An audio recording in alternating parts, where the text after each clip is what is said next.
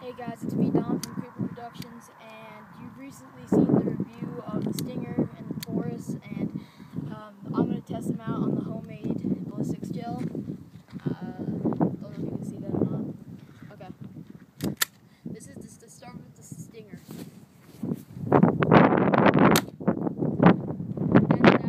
Nothing, it just bounced right off of it. And the Taurus.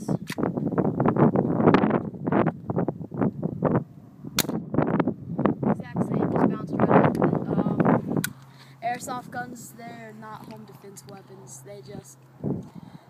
These are meant to shoot your evil cousin, not home defense. Thank you guys for watching, comment, and subscribe.